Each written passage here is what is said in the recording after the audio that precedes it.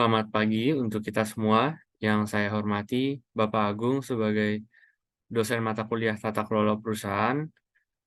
Sebelumnya perkenalkan nama saya Raivio Brian dengan NIM 150122039 dari kelas AB 4609.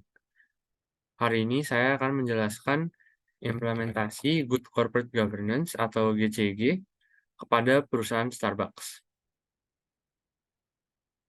Eh, Topik yang saya akan bawa hari ini adalah Corporate Social Responsibility yang berada pada week 7 dari LMS Tata Kelola Perusahaan. Corporate Social Responsibility atau CSR merupakan suatu bentuk pertanggungjawaban yang dilakukan oleh suatu perusahaan kepada semua pihak yang ada di dalamnya dengan melaksanakan sebuah program yang memiliki manfaat. Dengan mempraktekkan CSR, perusahaan yang menyadari jenis dampak yang mereka timbulkan pada semua aspek masyarakat, termasuk ekonomi, sosial, dan lingkungan. CSR sendiri mencakup dua aspek, bisnis dan sosial, yang hanya akan berhasil jika konsep penerapannya mampu menjelaskan dampak yang ditimbulkannya.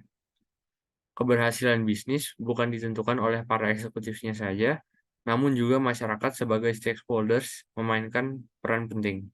Oleh karenanya, CSR harus menjadi perhatian oleh pelaku bisnis. Lalu Starbucks. Untuk strategi CSR Starbucks sendiri, mereka mendasarkan strateginya berdasarkan 3 pilar, yaitu 1. Komunitas, 2. Ethical sourcing, dan 3. Lingkungan. Ini yang dilakukan Starbucks untuk memberikan dampak positif di ketiga pilar tersebut. 1. Untuk komunitas. Untuk memberikan dampak positif kepada komunitas yang bekerja sama dengan mereka, Starbucks mengembangkan gerai komunitas yang bermitra dengan organisasi nirlaba lokal.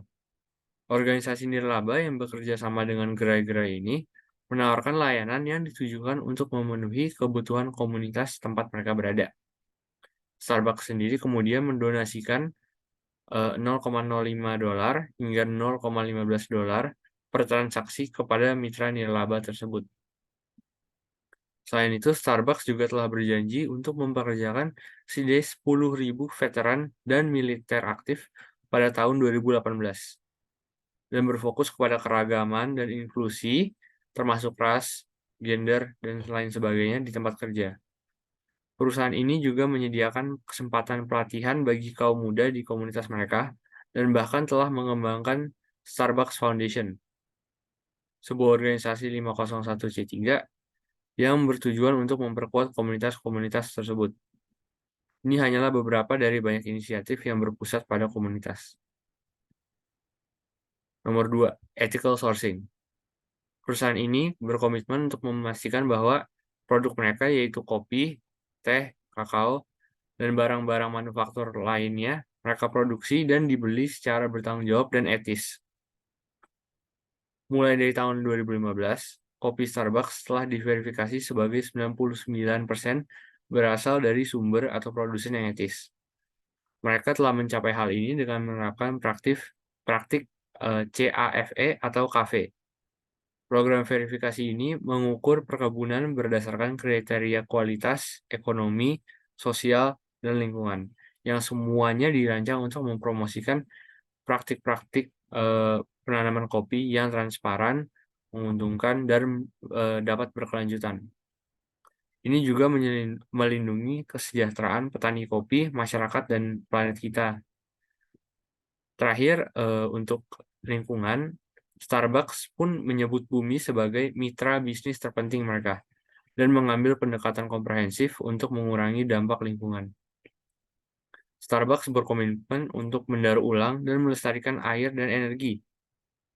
Untuk melakukan hal ini, mereka berkomitmen untuk mencapai 100% energi terbarukan, renewable energy, dalam operasi globalnya, untuk mengurangi limbah sebesar 50% pada tahun 2030, dan terakhir menjadi karbon positif, yaitu menyimpan lebih banyak karbon daripada yang dipancarkannya juga pada tahun 2030. Lalu, apa dampak ini semua bagi perusahaan Starbucks?